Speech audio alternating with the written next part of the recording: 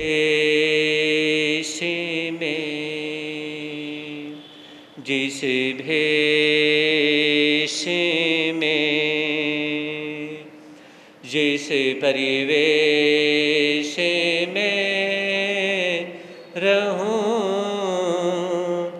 नमो अरिहंत, नमो अरिहंत, नमो अरिहंत कहूं। जिस शान से, जिस नाम से, जिस जान में रहूं।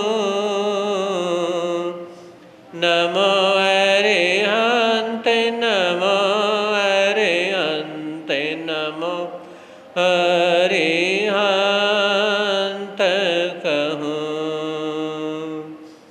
जिस प्यारे से,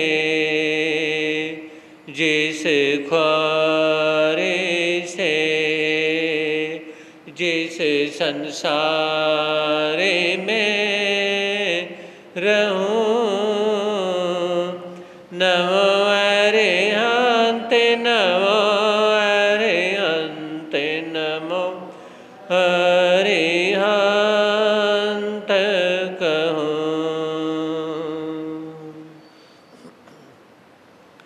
है समय नदी की धार के, जिसमें सब बह जाया करते हैं। है समय बड़ा तूफान, परवल पर्वत झुक जाया करते हैं। अक्सर दुनिया के लोग समय में चक्कर खाया करते हैं। लेकिन कुछ ऐसे होते जो इतिहास बनाया करते हैं, इतिहास बनाया करते हैं।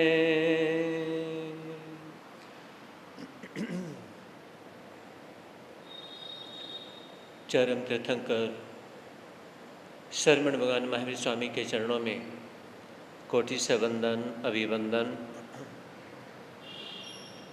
पूज्य गुरुदेव के पावन चरणों में असीम आस्था के साथ कोटि से वंदन अभिवंदन। धर्म प्रेमी बंधुओं, सुनेंगे आप लोग जीवन के, जिंदगी के अनमोल सूत्र।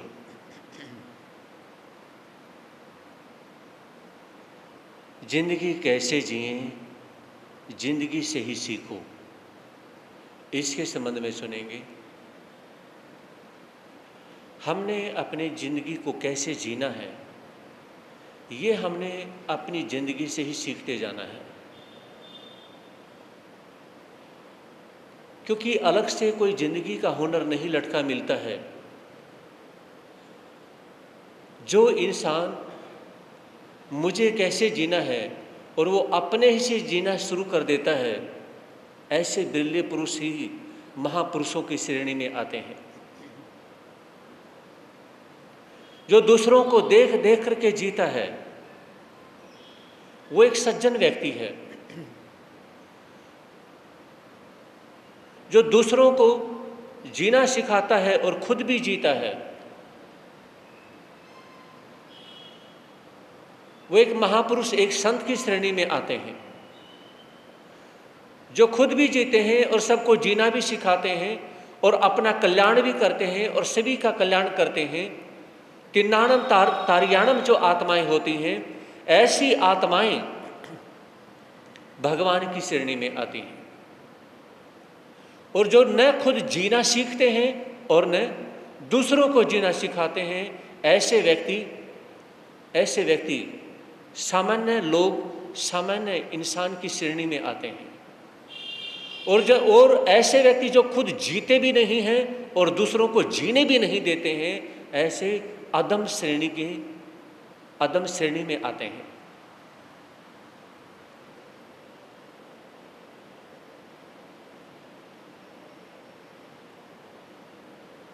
विचार करने की आवश्यकता है। हमारे शरीर के अंदर जब कब्ज होती है, हम बीमार पड़ते चले जाते हैं। और कब्ज जकड़ना, कब्ज क्या करती है? पूरे पेट को जकड़ती है और पूरा पेट शरीर को जकड़ लेता है। इसी तरह से कहा जाता है कि कब्ज शरीर को जकड़ती है, लेकिन कर्म आत्मा को जकड़ लेते हैं। कर्म आत्मा को जकड़ लेते हैं। तो दो प्रकार की कब्ज समझनी चाहिए। एक पेट की कब्ज, शरीर की कब्ज, और दूसरी कर्मों की कब्ज। लेकिन आम भाषा में ये देखने में आता है कि एक शरीर की कब्ज तो है और दूसरी कब्ज आज के समय में है, वो है स्माइल की कब्ज। कौन सी? स्माइल की। आज यानी कि हमारे फेस के ऊपर, हमारे चेहरे के ऊपर नेचुरल हंसी नहीं होती है। नेचुरल हंसी नहीं होती है। और कंप्यूटर से, फोन से किसी का मेकअप करना चाहें तो मेकअप भी कर सकते हैं। किसी के सिर के बाल उड़ गए हैं तो उसके सिर पे बाल लगा सकते हैं। लिपस्टिक लगाना चाहें वो लगा सकते हैं। और कुछ भी श्रृंगार करना चाहें तो कपड़ों का श्रृंगार भी हो जाता है फोन से, यानी कि कंप्यूटर से। लेकिन किसी के फेस की स्माइल कोई भी नहीं लगा सकता है। आप इमोजी लगाते हैं, बहुत कुछ कर सकते हैं, लेकिन फेस की स्माइल जो है आप खुद करेंगे तो आ सकती है, नहीं तो आप खुद नहीं करेंगे तो आप कुछ भी करें कंप्यूटर से फेस की स्माइल अपनी फोटो पे नहीं लगा सकते हैं। तो धर्म प्रेमी बंधुओं,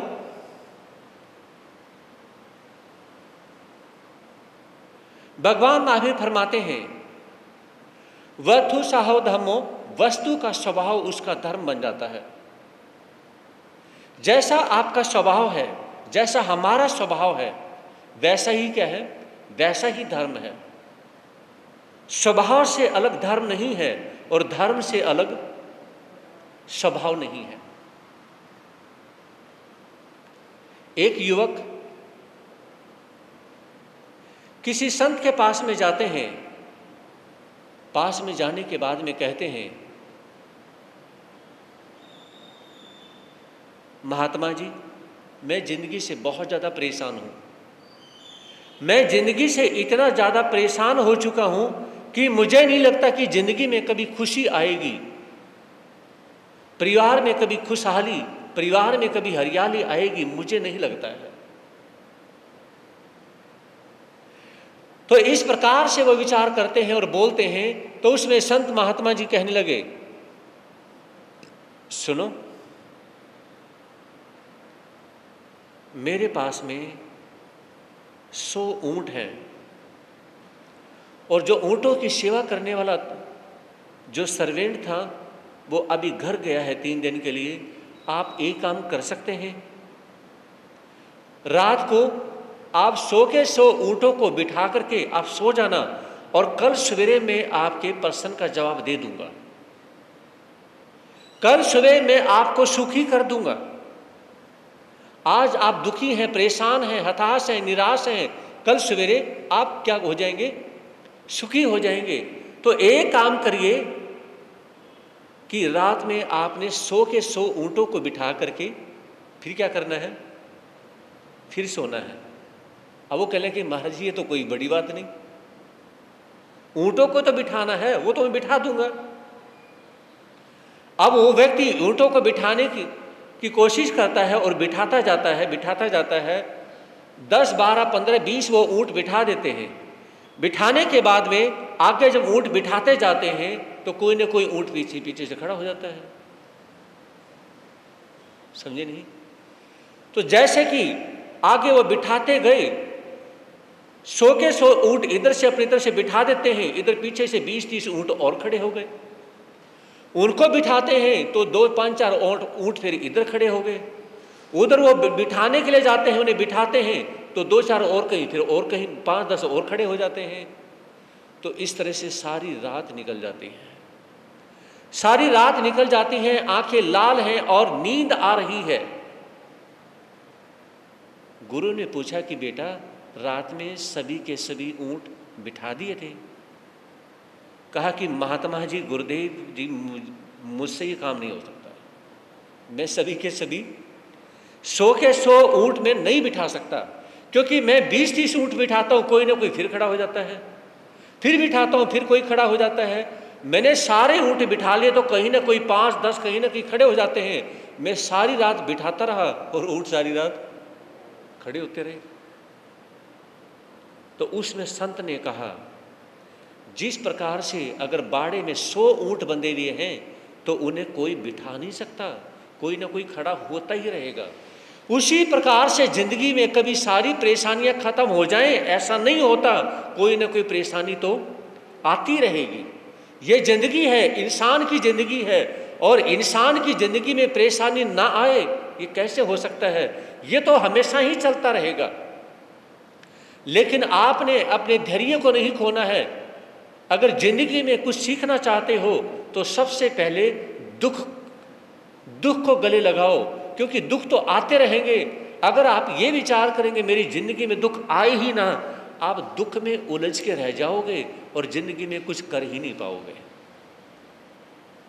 आप दुख में उलझ कर रह जाओगे और जिंदगी में कुछ कर ही नहीं पाओगे। इसलिए ये आपने करना है कि आपने दुख की तरफ ध्यान नहीं, दुख आए दुख में जी लो और सुख आए सुख में जी लो। तो संत ने जब ये समझाया और युवक कहने लगा कि आज से मैं जैसे आपने समझाया है, बताया है, उसी के अनुसार मैं करने का भाव रखूंगा।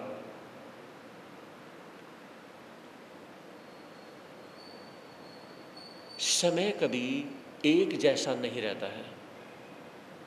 आज समय बुरा है तो कल के दिन अच्छा आएगा, और आज के दिन समय अच्छा है तो कल के दिन बुरा आएगा। और ये हर किसी के साथ होता है, किसी एक के साथ नहीं। ऐसा कोई व्यक्ति नहीं जिसको कभी धूप में ना निकलना पड़ता हो। है कोई ऐसा व्यक्ति? कोई भी नहीं है, है ना?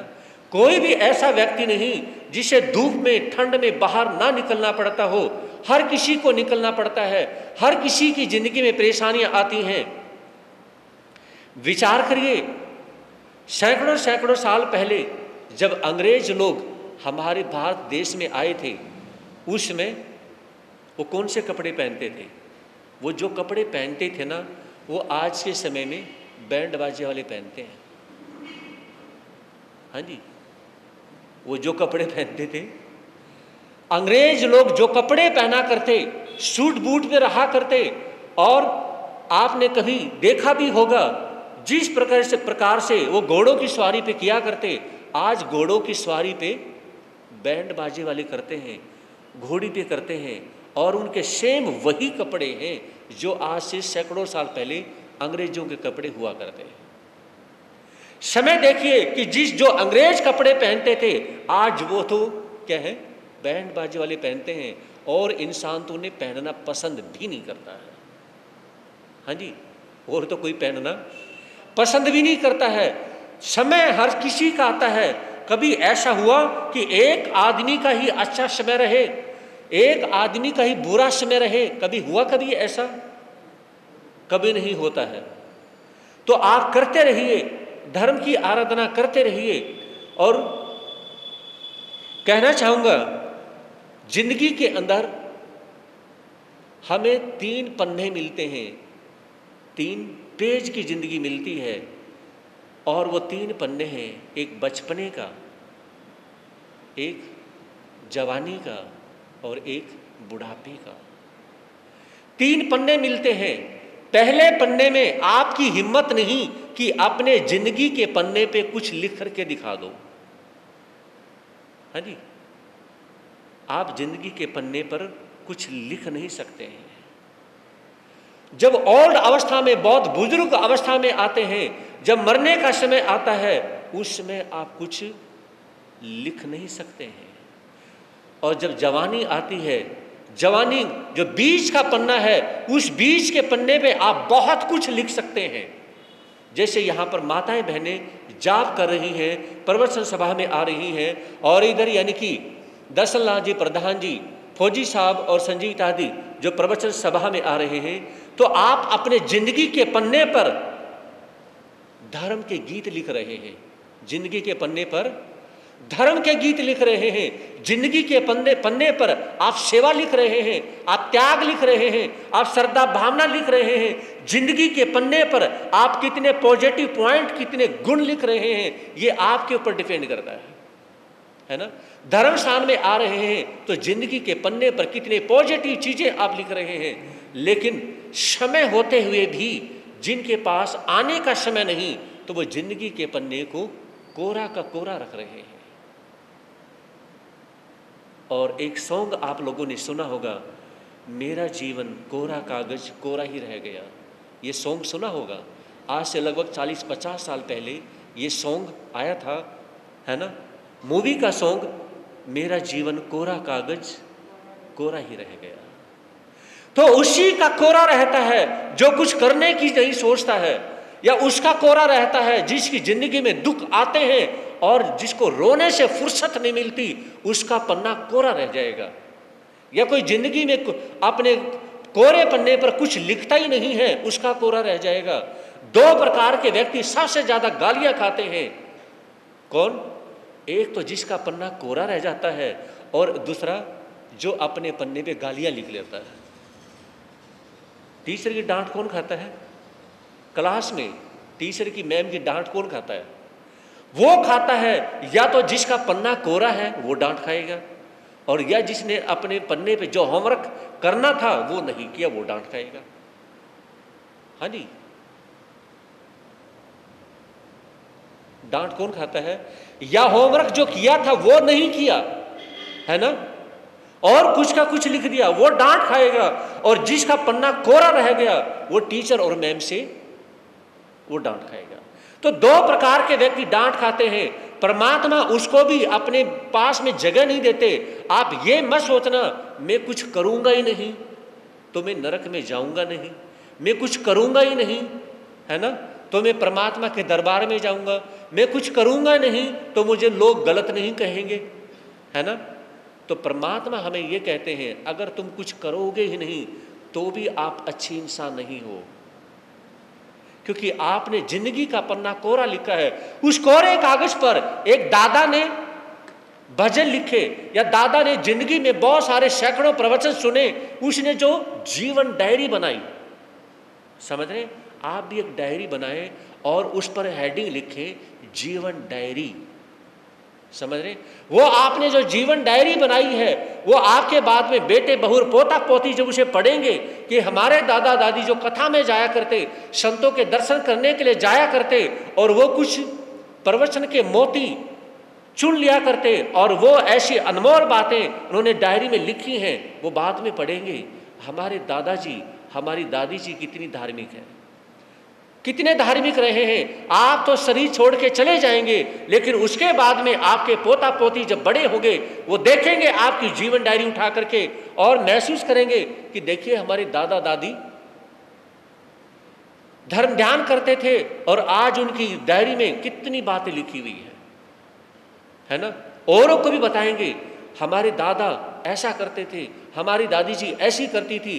कितनी मंगल भावना उनके मन में के अंदर आएगी, समझे मेरी बात को। और यहाँ पर जो हमारे बुजुर्ग आते हैं, इनके पोता पोती, चाहे वरुण की माता जी हैं, उनके पिताजी बैठे हुए हैं, यहाँ पर फौजी साहब हैं, प्रधान जी हैं, जो कई परिवारों के बच्चे जब घर पे जाते हैं, इन परिवारों के बच्चे क्या हैं, जब मैं आहार लेने के लिए जाता हूँ ना, तो उसमें आहार पानी देने के लिए वो आ जाते हैं।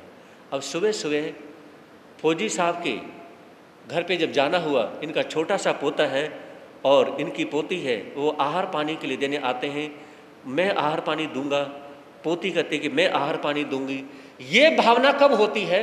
जहाँ पर बड़ों में श्रद्धा भावना होती है, संतों के प्रति आस्था होती है, जहां संतों के प्रति प्रेम प्यार होता है, वहां ऐसा होता है। इनके घर पे जाने के बाद में क्या है, बच्चों को उठा दें तो भाग करके आते हैं।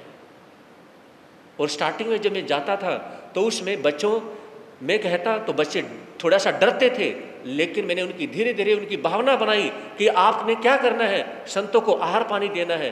धीरे धीरे उनको लगाया, उनकी लगन लगी। और आज जब जाता हूँ तो उसमें क्या है, फौजी साहब के पोता पोती दोनों आते हैं और आहार पानी देते हैं, और बड़ी खुशी के साथ में, कोई डरना नहीं, कुछ नहीं। तो मेरे कहने का तात्पर्य ये है कि आप अपने पोता पोती को आगे लेकर के आएंगे तो वो आपके आदर्श जीवन को वो खुद जिएंगे, औरों को भी आदर्श जीवन जीने के बारे में वो सिखाएंगे कि हमारे दादाजी हमसे क्या करते हैं, हमारे मम्मी पापा हमसे क्या करवाते हैं, संतों को आहार गोचरी दिलवाते हैं। जब घर पे हमारे गुरु आते हैं ना, हमारी गुरनी आती हैं, हमारे दादा दादी मम्मी पापा हमसे खाना दिलवाते हैं, है ना। जो बच्चे जिनके घरों में कभी संतों का जाना ही नहीं होता, समझे नहीं, और वो वरुण की छोटी सी गुड़िया है, वो देखते ही क्या है, मैं सवेरे यानी कि जो घर पे जाता हूँ वो स्कूल में जाने के लिए तैयार होती है और बैग रख करके, छोटी सी गुड़िया है, 3-4 साल की गुड़िया होगी, और भागती हुई रसोई में आती है और उछलने लग जाती है और खाना देने के लिए तैयार होती है, और वो कुछ ना कुछ हर जब भी जाता हूँ जरूर देती है, समझे नहीं। ये जहाँ पर परिवार के अंदर संतों का, धर्म का, अपने चातुर्मास का जब माहौल बन जाता है तो वहां परिवारों के अंदर ऐसी ही श्रद्धा भावना देखने को मिलती है, समझ रहे, ऐसी श्रद्धा भावना देखने को मिलती है। और हमारी समाज के अंदर जो परिवार होते हैं वो बड़े भी संतों के प्रति, और यहाँ तक छोटे छोटे बच्चे भी क्या हैं, उनके अंदर भी बहुत आस्था और प्यार, अपनापन होता है।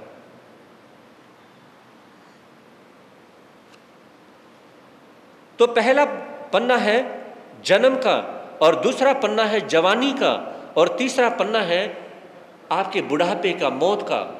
अब यह विचार करना है कि जन्म का जो पन्ना मिला है उसमें आपके दिमाग में इतनी हैसियत नहीं, आपके दिमाग में इतनी एनर्जी नहीं, आपके दिमाग में इतनी सोच नहीं कि अपने पन्ने पर कुछ लिख सको। छोटे से बच्चे को पहले माँ लिखना पढ़ना सिखाती है ना। वो कहती कि बेटा राम राम लिखो, बेटा महावीर लिखो, है ना, बेटा अपने दादा दादी का नाम लिखो, बेटा अपने जो गुरु घर पे आहार लेने के लिए आते हैं बेटा उनका नाम लिखो, है ना। पहले तो सबसे पहले मम्मी पापा अपने बच्चे को उनके जन्म के पन्ने पर उनसे लिखाना सिखाते हैं कि आपने कैसे लिखना है। उसके बाद में यानी कि वो टीचर से सीखते हैं, और जवानी के पन्ने पर जब जवानी की एज आती है और उसमें शादी होती है तो वो खुद लिखना शुरू कर देते हैं वो क्या कर रहे हैं। और अंतिम समय में शरीर कांप रहा होता है, हाथ में पेन पकड़ने की हिम्मत नहीं होती, कलम पकड़ने की हिम्मत नहीं होती। उसमें अगर वो लिखता है तो कैसे लिखेगा बताओगे? उसमें अपने बुढ़ापे के, मौत के पन्ने पर वो कैसे लिखता है बताओगे? फौजी साहब दिल्ली मंगल भावना भाते हैं, प्रवचन सभा में दिल्ली आते हैं, प्रधान जी दिल्ली प्रवचन सभा में आते हैं, दर्शन लाल जी और वरुण के पिताजी दिल्ली, कोई छुट्टी नहीं मिस नहीं करते हैं। उस समय कलम से नहीं, उस समय श्रद्धा से, भावना से लिखा जाता है। उसमें कैसे लिखा जाता है?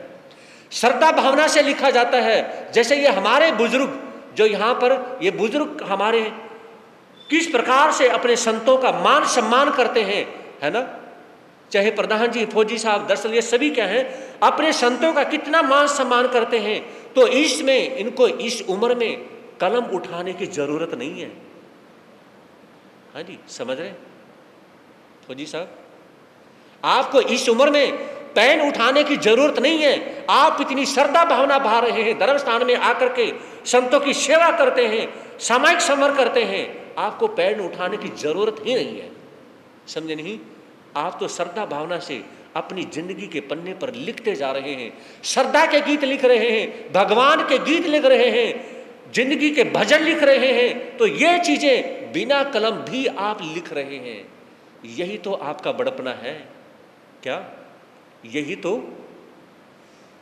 कभी तो आप भी बोल लिया करो, यही तो आपका बड़पना है। अब विचार करिए, इंद्रधनुष, इंद्रधनुष में कितने रंग होते हैं? 7 रंग होते हैं। सावन के महीने में कभी न कभी आकाश में इंद्रधनुष तो देखा ही होगा। इसी प्रकार से 7 रंग आपने अपनी जिंदगी के अंदर भरने हैं। उसमें 6 रंग तो सभी भर लेते हैं, 7वां रंग कोई कोई भर पाता है। हाँ जी, 7वां रंग कोई कोई भर पाता है। बहुत बिरले व्यक्ति ऐसे होते हैं जो 6 रंग भर लेते हैं और 7वां रंग जो है ना उसकी जगह खाली छोड़ देते हैं। और परमात्मा के दरबार में जब वो जाते हैं तो उन्हें शर्म आती है, इसलिए मरने के बाद में उनके मुंह पे कफन ढक दिया जाता है, क्योंकि इन्होंने जिंदगी का 7वां रंग भरा नहीं, खाली छोड़ दिया। हाँ जी, जिंदगी का 7वां रंग खाली छोड़ दिया। मैं बताता हूं वो 7 रंग जिंदगी को कौन से हैं।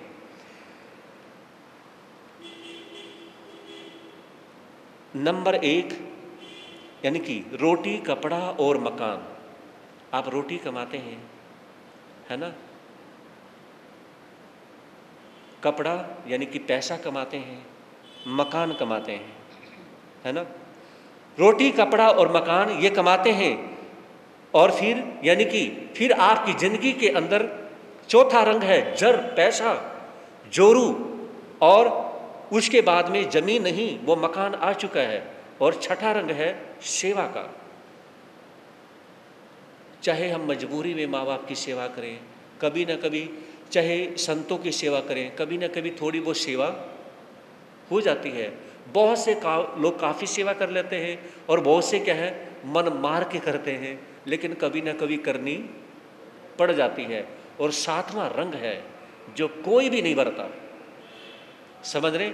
ये 6 रंग भर लेते हैं, यानी कि रोटी, कपड़ा, मकान, जर, जोरू और सेवा। ये 6 रंग सभी भर लेते हैं, लेकिन 7वां रंग तो शायद ही किसी के पास में मिलता है। और 7वां रंग होता है परमार्थ का रंग। कौन सा रंग होता है प्रधान जी? परमार्थ का रंग होता है। परमार्थ का वह रंग होता है जो किसी से चाहना नहीं होती, और वो भरते हैं, यानी कि संत भरते हैं। अपना घर, परिवार छोड़ देना, मतलब घर परिवार छोड़ देने का मतलब क्या हुआ? इसकी सेंस बताओ। मोह माया छोड़ देना।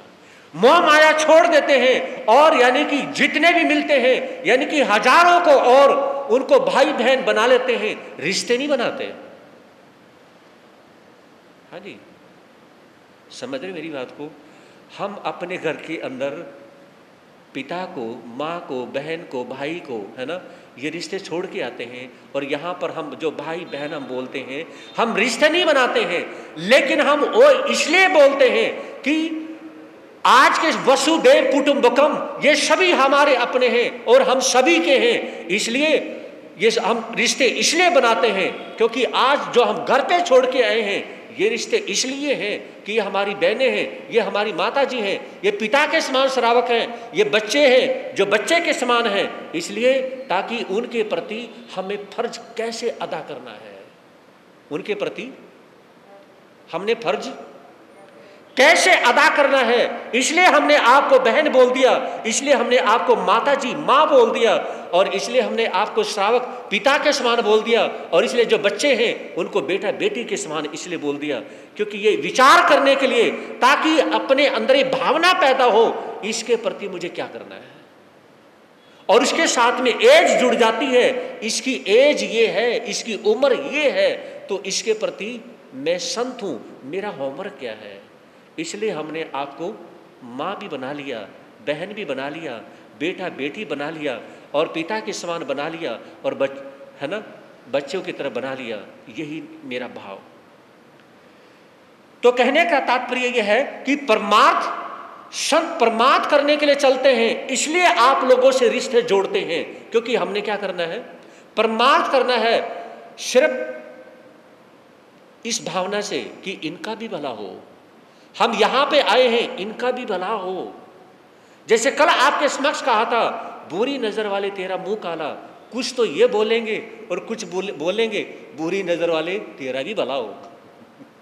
समझे नहीं? तो जो परमार्थ जिसके अंदर है, अगर आप परमार्थ में जीना चाहते हैं, आप एक ही बात बोलेंगे, बुरी नजर वाले तेरा भी भला हो।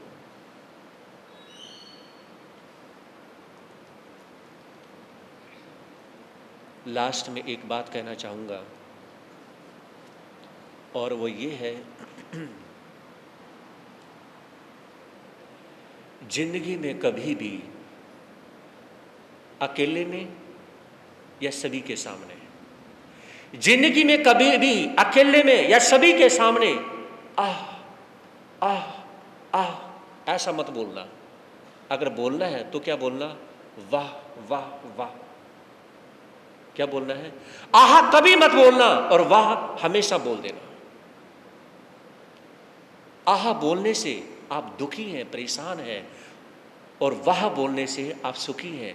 लेकिन याद रखना, दुख में भी वाह बोल देना, लेकिन सुख में भी कभी आह मत बोल देना। बस इस चीज का ध्यान रखना। जिन धर्म के प्यारे लोगों, ये सुन लो अमर कहानी, हम भूल गए हैं जिनको, जरा याद करो कुर्बानी। जिन धर्म के प्यारे लोगों, ये सुन लो अमर कहानी, हम भूल गए हैं जिनको, जरा याद करो कुर्बानी।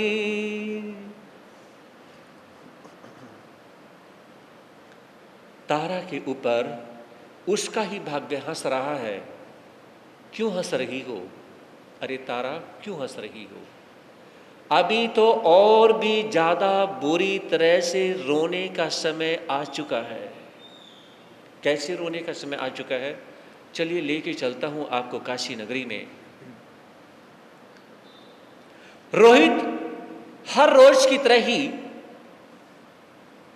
अपने साथियों के साथ में जंगल जाता है और वहां पर फल खुद भी खाता है और फल अपनी मां के लिए भी लेके आता है।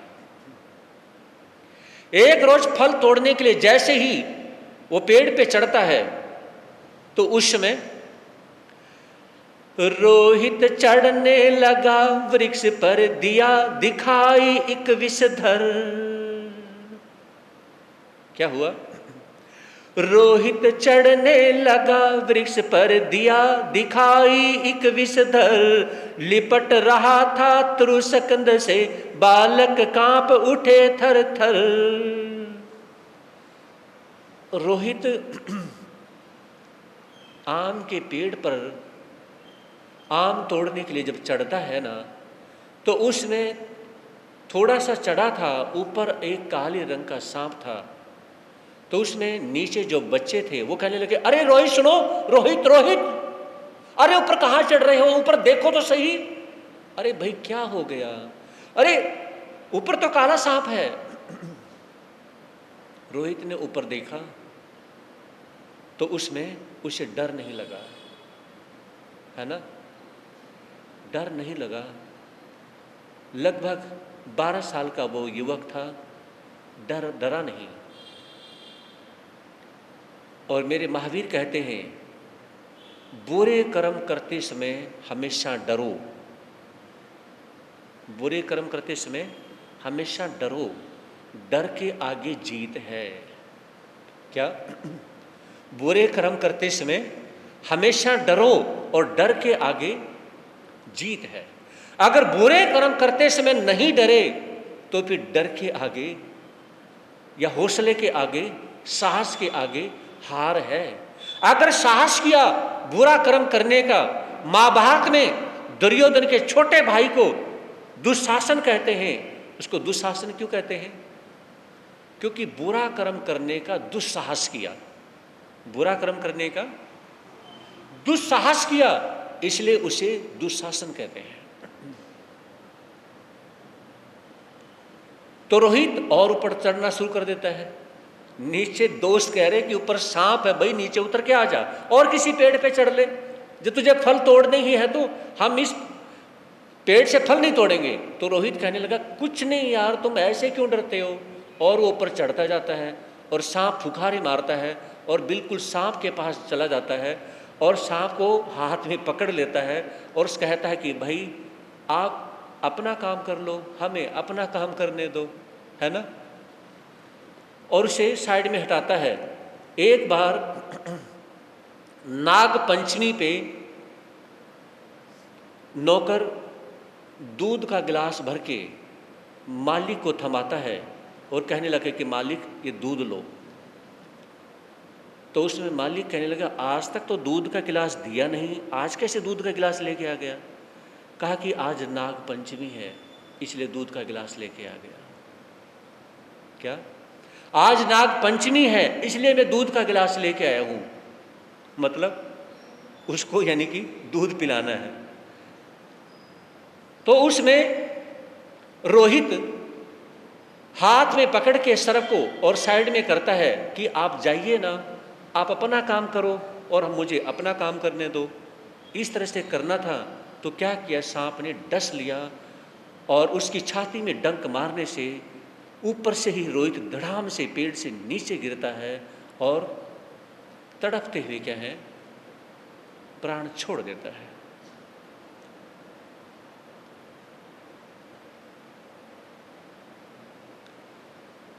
और आज यानी कि छोटी छोटी चीज़ों से घर में डर लगता है। लाइट चली जाए, इन्वर्टर भी काम ना कर रहा हो तो घर में अंधेरा होना, बहुत से तो ऐसे होते हैं कि वो गली में आके खड़े हो जाते हैं, है ना। आज भी देखने को मिलते हैं। या बाहर आंगन है, खुला आंगन है, वहाँ पे आके खड़े हो जाएंगे, अंदर नहीं जाएंगे क्योंकि डर लगता है। तो मेरे कहने का तात्पर्य, बुरे कर्मों से अपने बच्चों को हमेशा डराओ, लेकिन घर में अंधेरे से या किसी भी चीज़ से बच्चे को डराने की कोशिश ना करें। रोहितास विष जर्जर होकर पड़ा भूमि पर चिल्लाया, अरे हुआ क्या बड़ी विकट है भाग्य तुम्हारी हा माया। माता माता आज तुम्हारा रोहित वन में मरता है, काटा विस्तर ने अणु अणु में जहर संवेग लहरता है। मन की इच्छा मन में लेकर जाता हूँ कुछ कर न सका, पीता और तुमको कर बंधन मुक्त गो मौत में भर न सका। तो उसमें जैसे ही रोहित नीचे गिरता है और उसमें जब वो तड़प रहा होता है अपनी माँ को याद करता है और माँ को याद करते करते कहता है कि माँ मुझे माफ कर देना। दोनों हाथ जोड़ता है और दोनों हाथ जोड़ के नीचे पड़ा हुआ है और हाथ जोड़े जोड़े कह रहा है कि माँ मुझे माफ कर देना, क्योंकि आपके सपनों को मैंने चकनाचूर कर दिया है, आपके सपनों को मैंने मिट्टी में मिला दिया है। आपने बहुत कुछ सोचा था मेरे लिए, लेकिन मैंने उन सभी सपनों को आज मिट्टी में मिला दिया है। पता नहीं आपके दिल के ऊपर क्या बीतेगी, आप किस प्रकार से मुझसे कितना प्यार करती थी। पहले मुझे खाना खिला करके उसके बाद में खुद खाना खाती थी, मुझे सुला करके आप सोती थी, मुझे दुखी देख करके आपको नींद नहीं आती थी। इतना प्यार आपने मुझसे किया, लेकिन मैं अपने माता पिता के सिर पर से कर्ज नहीं उतार पाया, मैं अपने माता के सपनों को साकार नहीं कर पाया। इस प्रकार से रोहित बोलता है।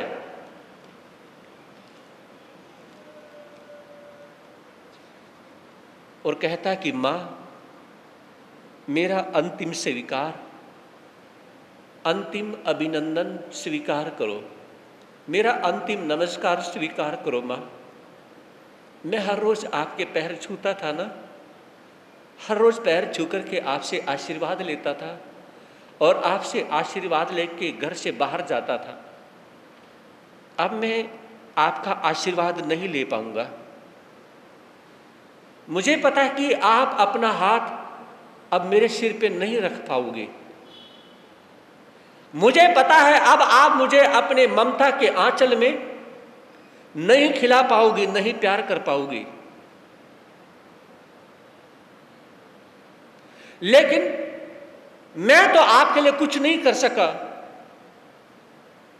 जिस भगवान की आप पूजा करती हैं मां, जिस भगवान की पूजा करने के लिए आपने मुझे सिखाया है, मैं उसी भगवान को याद करते हुए बस एक बात कहना चाहता हूं कि भगवान, मेरी मां को आपने संभालना है। वो 10-11 साल का बालक रोहित क्या कहता है? मेरी मां को आपने संभालना है। ये कहते हैं पत्नी को बहुत दुख होता है जब पति का साथ छूटता है,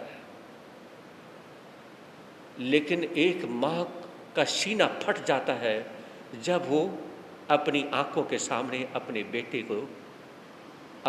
को जब मरा हुआ देखती है। जिसको अपनी कोख से जन्म दिया हो, वो भी मौत से खेल करके, यानी कि अपनी जिंदगी की परवाह ना करते हुए जिस बच्चे को जन्म दिया हो, और उसी बच्चे की जब डेथ होती है तो उस समय मां कभी जीना पसंद नहीं करती है।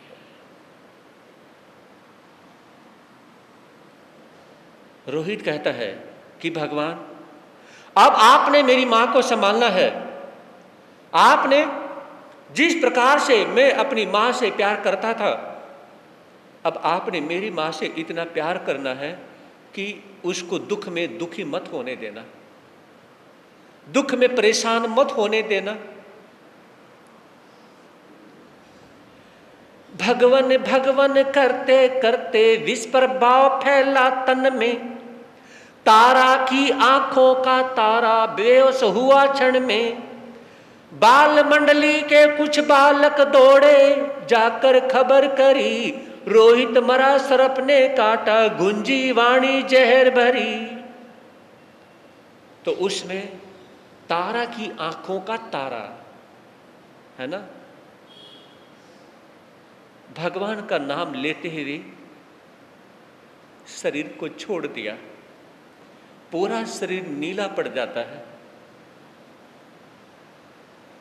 अंतिम समय में या तो भगवान को याद किया और या अपनी मां को याद किया।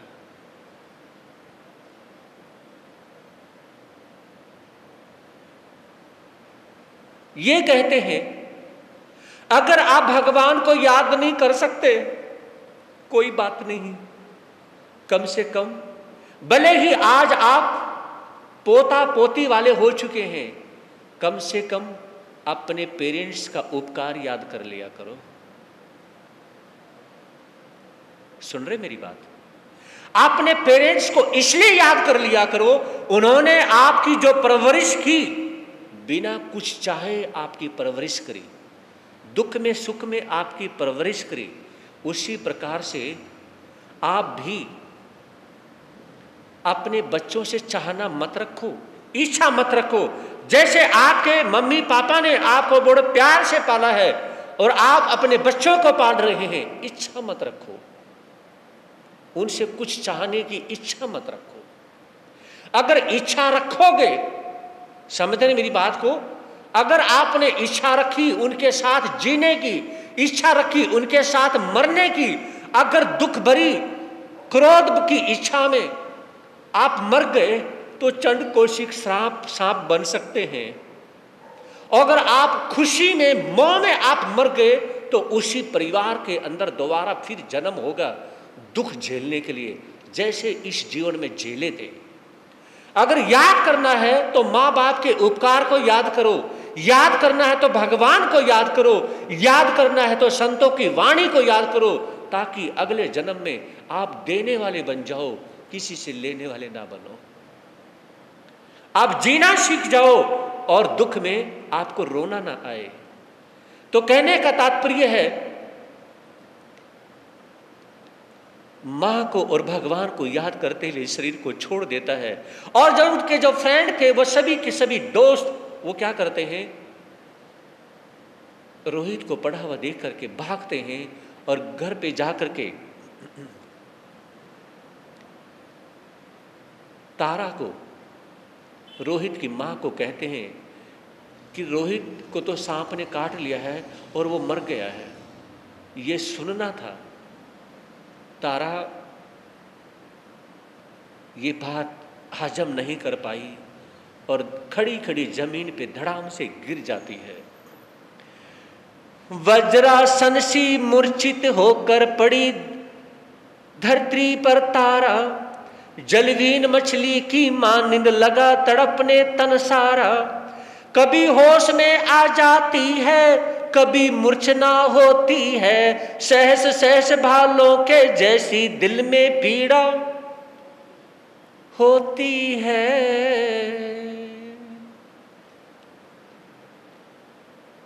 बेहोशी की हालत में चली जाती है तारा। पति के दूर होने के बाद में मेरे पास में एक संबल था। संबल कहते हैं सहारे को। मेरे पास में एक सहारा था अपने बेटे रोहित का। मेरे साथ में मेरा बेटा है और इसके साथ में मैं इससे सिर्फ प्यार ही नहीं करती थी, इसके साथ में खेलती भी थी, क्योंकि खेलने के लिए मेरे पास में और कोई नहीं था। इसके साथ खेल भी लेती, प्यार भी कर लेती, खाना भी खिला देती, इसको सुला देती और काम में बिजी रहती। कुछ फुर्सत मिलती अपने बेटे से प्यार कर लेती। अब जिंदगी का कोई सहारा नहीं रहा। अब जिंदगी में कई बार कुछ लोग ऐसे होते हैं कि जिंदगी में कोई हमें प्यार करने वाला नहीं हो।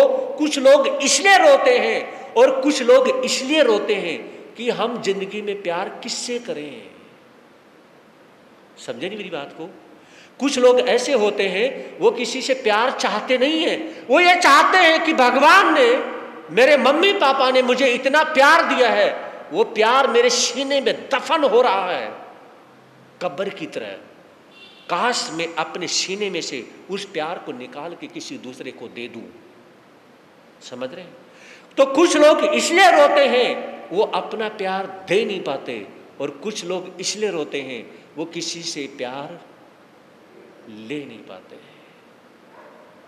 तो मां तारा को इसलिए रोना आ गया कि मैं अपना प्यार जो अपने बच्चे को, रोहित को देती थी, चला गया। मेरे पति ने, जब मैं बिकी थी, बिकने के बाद में जैसे चलने लगी, और ब्राह्मण ने भी जब ये कहा कि आप इसे लेकर के साथ में चलो, तो उसमें मेरे पति ने कहा था, जाते समय, अलग होते समय पति ने एक बात कही थी, तारा रोहित का ख्याल रखना। क्या कहा था? रोहित का ख्याल रखना, क्योंकि ये मेरी जान है, हमारा एक ही बेटा है, इसका ध्यान रखना, इसको कभी परेशानी मत आने देना। अगर पति का मुंह देखने को मिल गया, अगर पति के दर्शन देखने को कभी मिल गए, तो शायद मैं मुंह उठा करके नहीं कह पाऊंगी कि आपका बेटा रोहित अब इस दुनिया में नहीं है। मेरे पति ने हंसता खेलता हुआ बालक मुझे दिया था, लेकिन मैं ऐसी अभागिन नारी हूं कि उस बेटे को, ऐसे रतन को मैंने हमेशा के लिए मिट्टी में मिला दिया। क्या होता है कल फिर सुनेंगे, आज इतना ही। जाप की लड़ी में आप लोगों की श्रद्धा भावना है कि घर घर में जाप चल रहा है, और आज का जाप है प्रधान श्री धर्मपाल जैन, उनके घर पे आज का जाप बैठा हुआ है। कल का जाप माता मीनाक्षी जैन, उनके घर पे कल का जाप रहेगा। परसों का जाप है बहन सोनिया जैन, वाइफ राहुल जैन, उनके घर पे परसों 1 तारीख का जाप रहेगा।